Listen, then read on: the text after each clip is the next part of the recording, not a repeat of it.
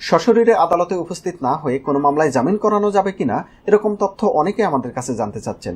বিশেষ করে যারা প্রবাসে আছে তাদের অনেকেরই এ ধরনের প্রশ্ন থাকে যে আমি প্রবাসে থাকাকালীন সময়ে আমার বিরুদ্ধে একটি মামলা হয়েছে, এখন আমি এই প্রবাসে থেকেই উক্ত মামলায় জামিন চাইতে পারবো কিনা বা জামিন পাবো কিনা, এরকম প্রশ্ন কিন্তু অনেকেই করে থাকে।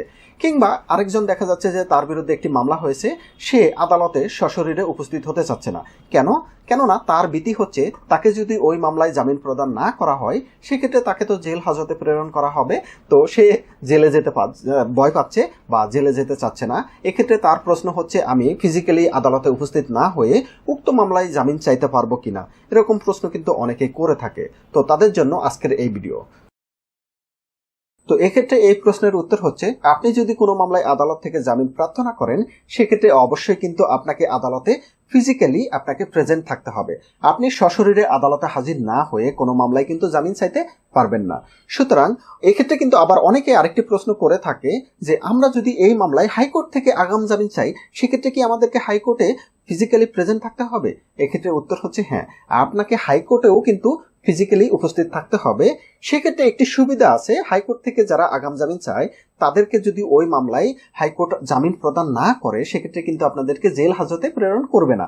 আপনাদেরকে একটি সুযোগ এই ক্ষেত্রে হাইকোর্ট থেকে পাওয়া যায়।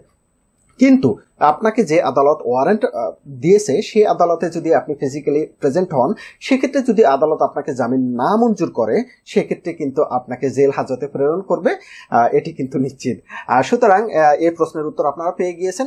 এক্ষেত্রে যারা প্রবাসী আছে, প্রবাসী বাংলাদেশি আছে, তাদের যে প্রশ্ন, আমি যেহেতু বিদেশে আছি এখন আমি এই মামলায় কি করব? আপনার ভয় পাওয়ার কোনো কারণ নেই।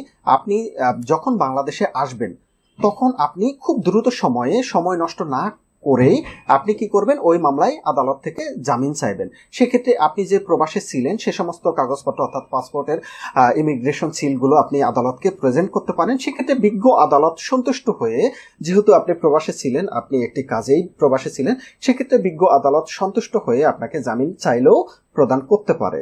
তো এটি আদালতের বিবেচনা। তো মূল ব্যাপারটি হচ্ছে যে আপনারা যারা আগাম জামিন চাচ্ছেন বা রেগুলার জামিন চাচ্ছেন তাদেরকে অবশ্যই আপনাকে প্রেজেন্ট আদালতে হাজির হয়েই কিন্তু জামিন চাইতে হবে, এর বিকল্প নেই। তো ভিডিওতে যদি আপনাদের ভালো লাগে সেক্ষেত্রে অবশ্যই আমাদেরকে লাইক দিয়ে উৎসাহিত করবেন। আর এই ব্যাপারে যদি আপনাদের কোনো প্রশ্ন থাকে সেক্ষেত্রে কমেন্টে আপনাদের প্রশ্নটি করবেন, আমি অবশ্যই উত্তর দেওয়ার চেষ্টা করব। ভিডিও দেখার জন্য সবাইকে ধন্যবাদ। আল্লাহ হাফেজ।